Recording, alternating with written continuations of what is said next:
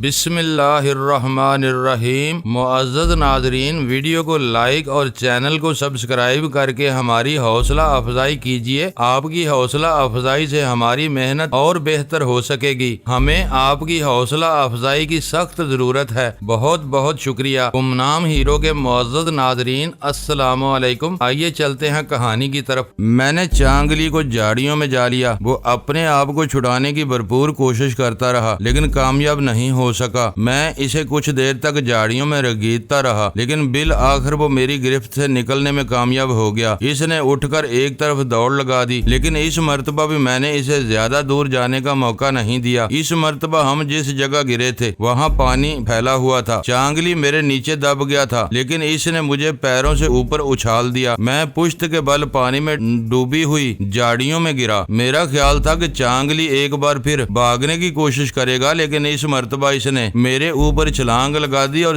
سینے پر سوار ہو کر دونوں ہاتھوں سے میرے منہ پر گونسوں کی بارش کر دی۔ میرے دونوں جبڑوں پر گونسے ہتھوڑوں کی طرح برس رہے تھے لیکن ایک موقع پر میں نے اس کے دونوں ہاتھ پکڑ لیے اور اسے نیچے کی طرف کھینچنے لگا۔ چانگلی میرے اوپر جھکتا چلا گیا۔ میں نے موقع ملتے ہی اس کے چہرے پر سر سے زوردار ٹکر مار دی۔ ٹکر چانگلی کی ناک پر لگی، وہ چیخ اٹھا۔ اس کے دونوں ہاتھ اب بھی میری گرفت میں تھے۔ میں نے اسے اپنی طرف کھینچتے ہوئے ایک اور ٹکر ماری اور اسے ایک طرف اچھال دیا۔ چانگلی شراب کی آواز سے جھاڑیوں کے اندر پانی میں جا گرا۔ میں بڑی پھرتی سے اٹھ کر کھڑا ہو گیا اور چانگلی کو سنبھلنے کا موقع دیے بغیر اس پر ٹھوکروں کی بارش کر دی۔ جنرل کھوراٹ کے آدمیوں سے طویل عرصے تک میرا واسطہ رہا تھا، پہلے تھائی لینڈ میں اور پھر گولڈن ٹرائی اینگل میں۔ یہ لوگ خونخوار بھیڑیوں سے کم نہیں تھے۔ تھائی لینڈ کے سرحدی قصبے چیانگ سائن میں تو ایک مرتبہ چانگلی سے بھی آمنا سامنا ہو چکا تھا۔ اس میں اب بھی بلا کی طاقت بھری ہوئی تھی لیکن گزرے ہوئے وقت نے اس پر بھی کچھ نہ کچھ اثر ڈالا تھا اور اب اس میں وہ پہلے جیسی بات نہیں رہی تھی اور شاید یہی وجہ تھی کہ اب وہ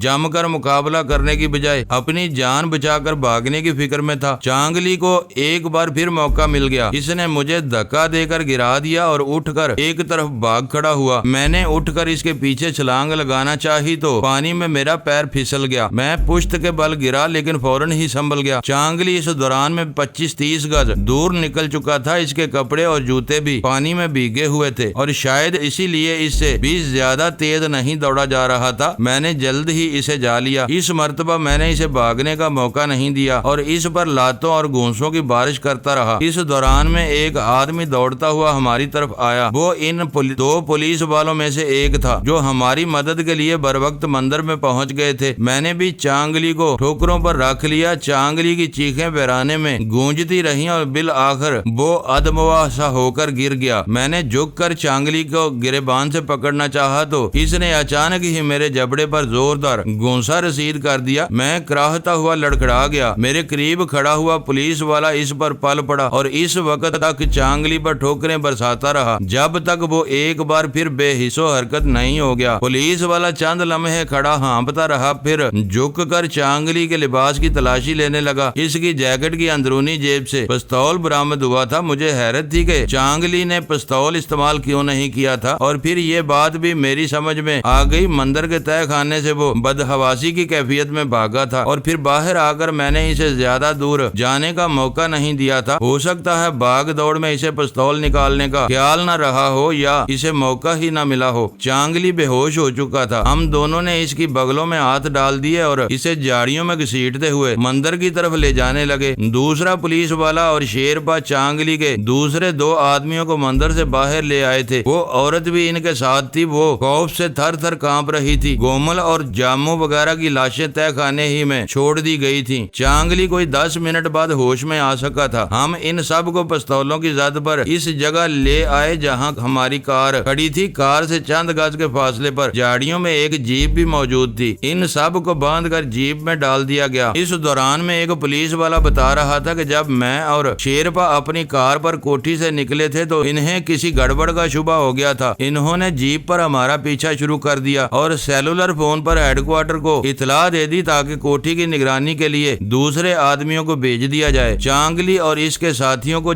جیپ میں ڈالنے کے بعد اس پولیس والے نے سیلولر فون نکال لیا اور ہیڈ کوارٹر سے رابطہ کر کے صورتحال سے آگاہ کرنے لگا۔ وہ چند منٹ فون پر بات کرتا رہا، پھر فون फोन बंद करके मेरी तरफ देखते हुए बोला, हम इन्हें लेकर हेडक्वार्टर जा रहे हैं, आप लोग अपनी कोठी पर चले जाइए, इंस्पेक्टर ब्रेंद्रा बाद में आपसे राब्ता करेंगे। और इन लाशों का क्या होगा? मैंने मंदिर की तरफ देखा। पुलिस की एक पार्टी यहाँ आ जाएगी, इन लाशों का बंदोबस्त भी वही लोग कर लेंगे, पुलिस वाले ने जवाब दिया। मैं अपनी कार की तरफ बढ़ते हुए जीप की पिछली सीट पर बैठे हुए चांगली के करीब रुक गया। इसके पैर भी बंधे हुए थे और हाथ भी पुश्त पर रस्सी में जकड़े हुए थे। मैंने अपना वादा पूरा कर दिया चांगली, मैंने इसकी तरफ देखते हुए कहा। मैंने अपने आप से अहद किया था कि जनरल खुराट के आदमियों को यहाँ कदम नहीं जमाने दूंगा। पहले मैंने हीरवन की बड़ी खेप पर कब्जा किया और अब तुम्हें पुलिस के हवाले कर रहा हूँ। जनरल खुराट ने इस खित्ते को हवाले से जो मंसूबा बनाए थे वो खाक में मिल चुके हैं। ये तुम्हारी खुश फहमी है, चांगली ने कहा। हीरवन की एक खेप पकड़े जाने से या 2-4 आदमी मारे जाने से जनरल खुराट के मंसूबे मुतासर नहीं होते। 500 किलो हीरवन इसके लिए एक चुटकी के बराबर है। इस हीरवन के पकड़े जाने से ना तो वो क्लाश हुआ है और ना ही इसके आदमियों की तादाद में कमी आई है। जब तक नागपाल जैसे लोग इस मुल्क में मौजूद हैं, जनरल खुराट को अपने मकसद में नाकामी नहीं हो सकती। मेरे पकड़े जाने से मंसूबा खत्म नहीं हो गया। तुम देखोगे कि बहुत जल्द ये पूरा खित्ता हमारे शिकंजे में होगा। यहाँ के सियासतदान और हुक्मरान भी हमारी मर्जी पर चलेंगे। तुम लोगों का ये घिनौना मंसूबा कभी पूरा नहीं होगा। मैंने जवाब दिया, यहाँ सोम्बा जैसे मुहब्बे वतन और ब्रेंद्रा जैसे फर्दशनास ऑफिसरों की भी कमी नहीं है। बहरहाल ये वक्त बताएगा कि यहाँ कामयाबी इंसानियत की होती है या तुम जैसे शैतान कदम जमाने में कामयाब होते हैं। मैं अपनी कार की तरफ आ गया। शेरपा ड्राइविंग सीट पर बैठ चुका था। मैं कीचड़ में लत-पत हो रहा था। मैंने पिछली सीट पर पड़ा हुआ एक कपड़ा उठाकर पैसेंजर सीट पर डाल दिया और इस पर बैठ गया। पहले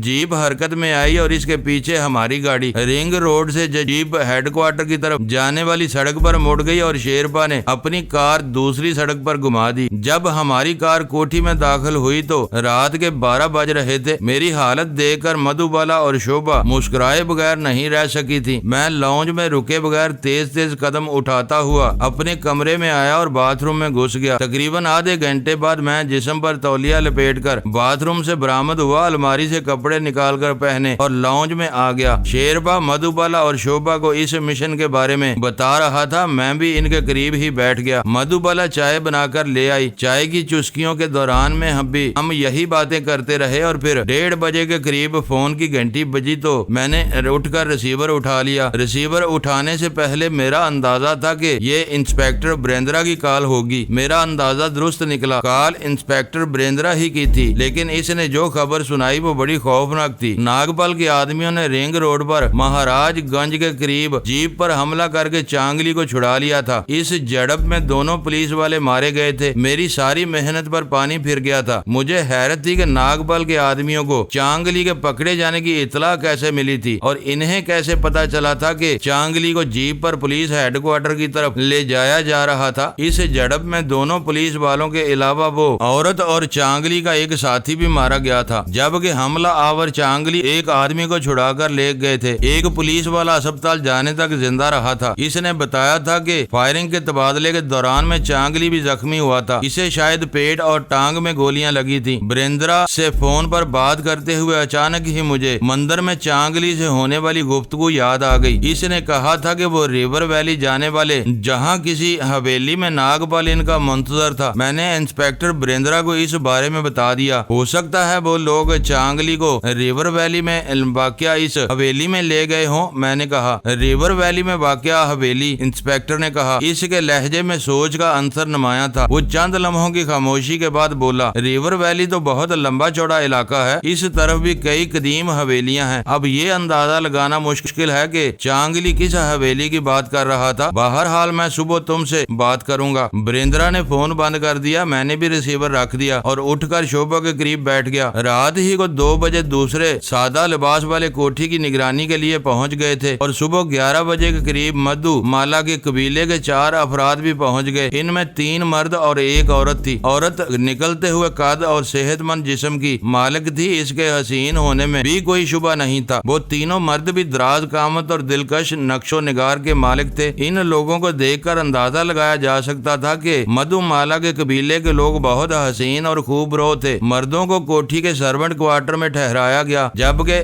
باندی نام کی اس عورت کو کوٹھی کے اندر جگہ دی گئی تھی۔ آنے کے تھوڑی ہی دیر بعد انہوں نے اپنی ذمہ داریاں سنبھال لی تھی، مصروف ہو گئی تھی۔ اس سے اندازہ لگایا جا سکتا تھا کہ وہ پہلے بھی یہاں آتی رہی تھی اور اس کوٹھی کے نقشے سے خوب اچھی طرح واقف تھی۔ 2 دن بعد میں نے اندازہ لگا لیا کہ اب ہم یہاں نہیں رہ سکتے تھے۔ یہاں بہت سے لوگوں کی آمد و رفت شروع ہو گئی تھی، اس لیے میں نے مایامتی والے مکان میں واپس جانے کا فیصلہ کر لیا۔ میں نے مدھو مالا کو اپنے اس فیصلے سے آگاہ کیا تو وہ ایک دم پریشان ہو گئی۔ اگر تم ان لوگوں کی وجہ سے کچھ الجھن محسوس کر رہے ہو تو میں انہیں واپس بھیج دیتی ہوں، مدھو مالا نے کہا۔ نہیں، ان کی وجہ سے مجھے کوئی پریشانی نہیں، میں نے جواب دیا۔ تم میرے حالات سے واقف ہو، دشمن میرے پیچھے لگے ہوئے ہیں۔ میں نہیں چاہتا کہ میری وجہ سے تمہیں یا دوسرے بے گناہ لوگوں کو کوئی نقصان پہنچے، اس لیے میں نے یہاں سے جانے کا فیصلہ کیا ہے۔ ویسے ہم تم سے ملتے رہیں گے اور فون پر بھی ہمارا آپس میں رابطہ رہے گا۔ شیرپا بھی میرے اس فیصلے سے کچھ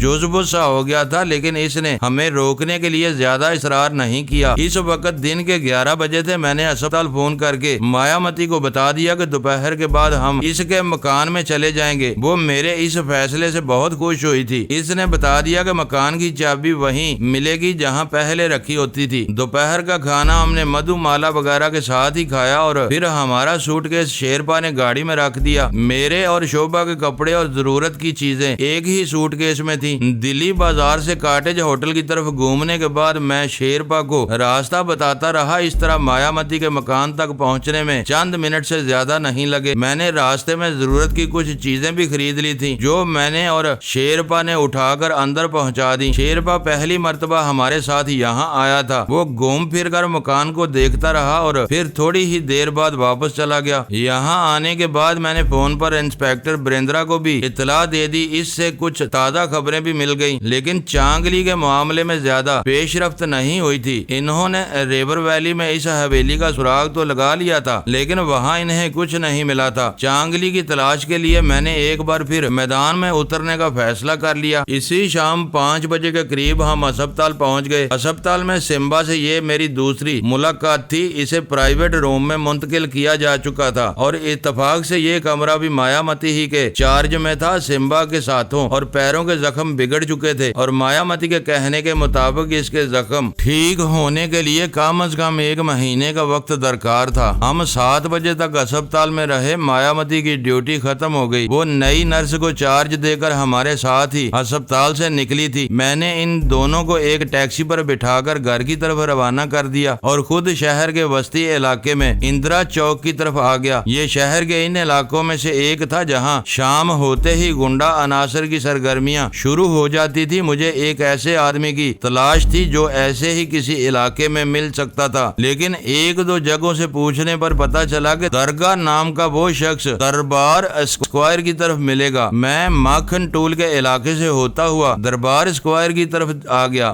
درگاہ کماری منڈل کی بدھ عبادت گاہ سے ذرا آگے بسنت پورا کے ایک 3rd کلاس ریسٹورنٹ میں بیٹھا ہوا مل گیا۔ اس نے بھی مجھے فوراً ہی پہچان لیا۔ وہاں بیٹھ کر اس سے کوئی بات کرنا مناسب نہیں تھا۔ ہم فریق اسٹریٹ پر ایک اور ریسٹورنٹ میں آ گئے۔ یہ ذرا مہنگا ریسٹورنٹ تھا اور یہاں گاہکوں کی آمد و رفت بھی محدود ہی رہتی تھی۔ درگاہ سے میری پہلی ملاقات سومبا کے توسط سے ہوئی تھی۔ وہ کرنسی کا ناجائز دھندا کرتا تھا۔ اس سے پہلے وہ بھی منشیات ہی کے کاروبار سے وابستہ تھا، لیکن سومبا سے ملاقات کے بعد اس نے منشیات کا بزنس چھوڑ کر کرنسی کا دھندا شروع کر دیا تھا۔ وہ کسی گروہ سے وابستہ نہیں تھا، ہمیشہ اکیلے ہی کام کرتا تھا۔ کیا میں تم پر اعتماد کر سکتا ہوں؟ میں نے چند رسمی جملوں کے تبادلے کے بعد اس کے چہرے پر نظریں جماتے ہوئے کہا۔ اعتماد پر ہی تو اپنا دھندا چل رہا ہے، درگاہ نے جواب دیا۔ جرائم پیشہ ہیں تو کیا ہوا، پر اپنے بھی کچھ اصول ہیں، اور سب سے پہلا اصول یہ ہے کہ کسی کو دھوکہ دے کر اس کے اعتماد کو ٹھیس مت پہنچاؤ۔ مجھے سومبا جیسا ایک کھرا آدمی ملا تھا، لیکن افسوس کہ وہ اس دنیا میں نہیں رہا۔ گومل نے مجھے دھوکہ دیا۔ اب مجھے ایک ایسے آدمی کی تلاش ہے جس پر میں بھروسہ کر سکوں۔ میں نے کہا، اپنی جان بھی چلی جائے گی تو تمہیں دھوکہ نہیں دوں گا، تم کام تو بتاؤ۔ درگاہ نے یہ کہتے ہوئے ہاتھ میں میری طرف بڑھا دیا۔ میں نے اس کا ہاتھ اپنے ہاتھ میں لے لیا۔ چند لمحے اس کے چہرے کو دیکھتا رہا، پھر اسے بتانے لگا کہ میں اس سے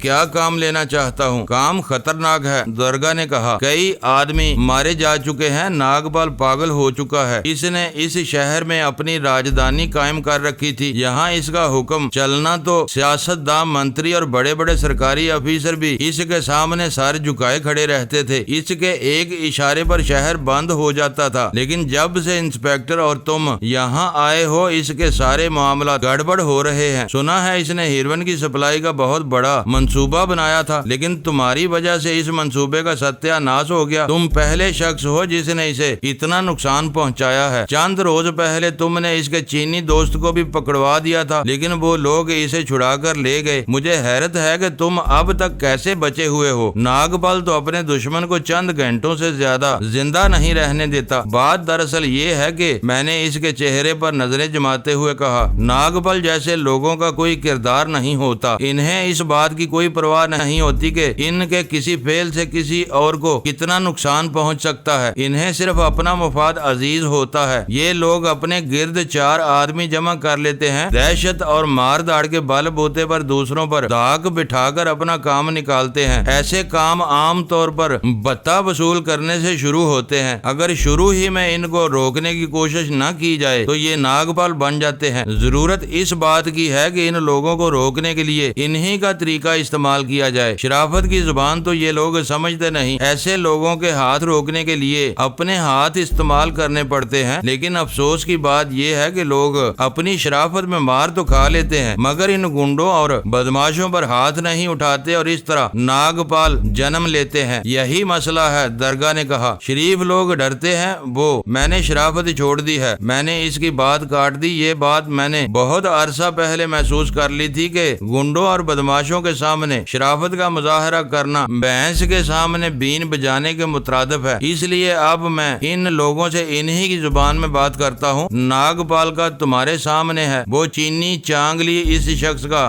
बंदा है जो दुनिया में सबसे ज्यादा हीरोइन सप्लाई करता है। नागपाल के तवस्सुत से इस मुल्क में भी ये जहर फैलाना चाहता है। यहाँ हीरोइन की फैक्ट्रियाँ लगाना चाहता है, लेकिन मैंने इन्हें रोक रखा है कि इसे यहाँ कदम नहीं जमाने दूंगा। 1.5 महीना पहले मैंने इन्हें थोड़ा सा नुकसान पहुँचाया था। 500 किलो हीरोइन इसके आदमियों से छीन कर जाया कर दी थी, लेकिन हीरोइन की ये मिकदार इनके लिए चुटकी के बराबर है। गो कि मैं इन्हें ज्यादा नुकसान नहीं पहुँचा सकता, लेकिन यही इस बात का एहसास हो गया है कि यहाँ इनके कदम जमने नहीं दूंगा। मेरे होते हुए इनके कदम नहीं जम सकते। गुज़श्ता रात मैं एक लम्हे को खामोश हुआ, फिर बात जारी रखते हुए बोला, गुज़श्ता रात मैंने इसी चीनी को पकड़कर पुलिस के हवाले का किया था, लेकिन नागपाल के आदमी से पुलिस की हिरासत से छुड़ा कर ले गए। मुझे इसी चीनी की तलाश है। नागपाल के आदमियों से तलक रहा है और मेरा ख्याल है कि तुम कुछ ऐसी मालूमात हासिल कर सकते हो जो मेरे लिए कारआमद साबित हो। तुम पर किसी को शुबा भी नहीं हो सकता। और मैं एक और बात की वजाहत भी कर देना चाहता हूँ। वो क्या? दरगाह ने सवालिया निगाहों से मेरी तरफ देखा। हो सकता है तुम्हारे बारे में पता चल जाने के बाद वो तुम्हें रास्ते से हटाने की कोशिश करें या तुम्हें कोई लालच देकर तुम्हारा रास्ता रोक दें। मैंने कहा, लेकिन एक बात तुम भी जानते हो कि सच्चाई से बढ़कर कोई चीज अहम नहीं होती। अगर तुम सच्चाई की राह में जान दोगे तो अमर हो जाओगे। मैं समझता हूँ, दरगाह ने कहा। यही बात मुझे सोमबा ने भी समझाई थी और मैंने ड्रग्स का धंधा छोड़ दिया था। तुम्हारे बारे में भी मैं सुनता रहता हूँ कि तुम इस वक्त नागपाल के दुश्मन नंबर 1 हो और मुझे तुम्हारा साथ देकर खुशी होगी। गुड, मैंने कहा। मुझे खुशी है कि तुमने मुझे मायूस नहीं किया। मुझे क्या करना होगा? इसने सवालिया निगाहों से मेरी तरफ देखा। इस चीनी का सुराग लगाना है, मैंने कहा। अगरचे तुम पर इन्हें कोई शुबा नहीं हो सकता, लेकिन इसमें तुम्हारी जान को भी खतरा हो सकता है। इसलिए तुम्हें बहुत सोच समझ कर फैसला करना होगा। मैं तुम्हें मजबूर नहीं करूंगा। मैंने फैसला कर लिया है, दरगाह ने मुस्कुराते हुए जवाब दिया। अगर पता चल जाए तो तुम्हें कहाँ इतला दी जाए? मैंने मायामती के मकान का फोन नंबर बता दिया और इसके कुछ ही देर बाद मैं इसे वहीं बैठा छोड़कर रेस्टोरेंट से बाहर आ गया। काउंटर के करीब से गुजरते हुए मैंने कॉफी का बिल भी अदा कर दिया था। फ्रीक स्ट्रीट से निकलकर गंगा पाथ पर क्रिस्टल होटल के करीब मुझे एक खाली टैक्सी मिल गई। इस टैक्सी पर मैंने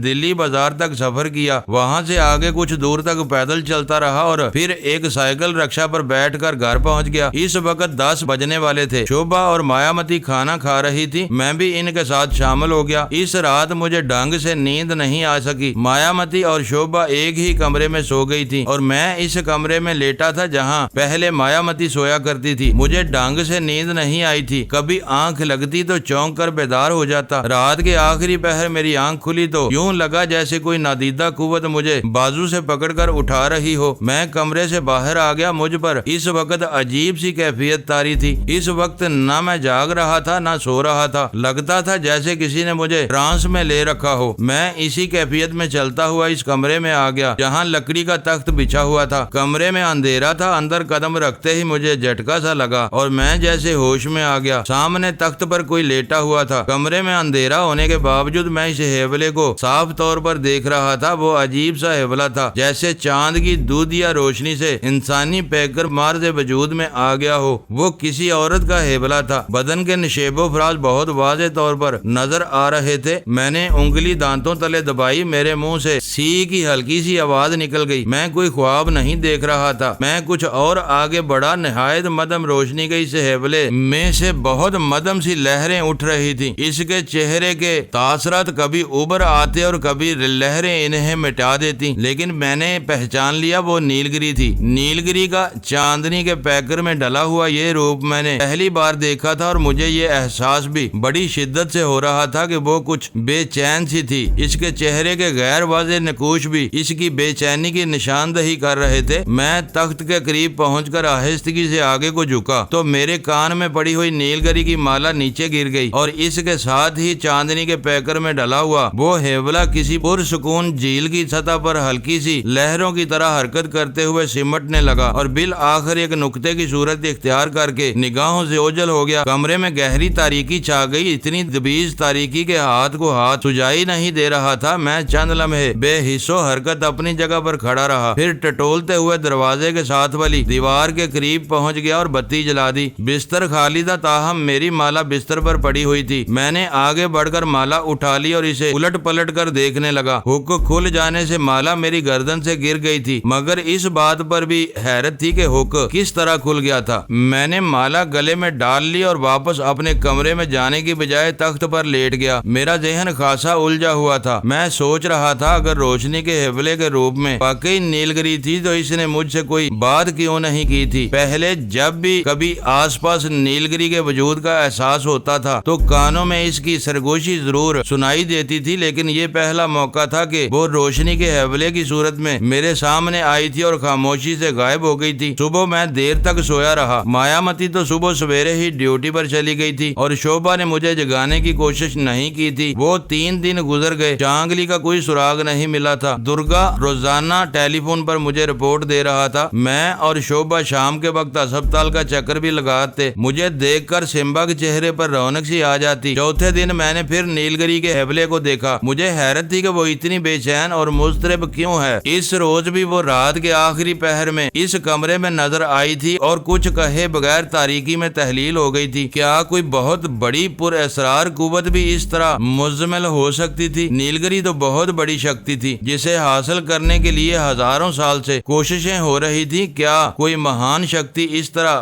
بے کل ہو سکتی ہے؟ 2 دن اور گزر گئے اور پھر اس رات 10 بجے کے قریب درگا نے فون پر اطلاع دی کہ چانگلی دریائے اشنومتی کے اس پار اوبیرائے ہوٹل کے قریب ایک کوٹھی میں مقیم ہے جہاں اس کا علاج ہو رہا ہے۔ کیا تمہیں یقین ہے کہ وہ چانگلی ہی ہے؟ میں نے پوچھا۔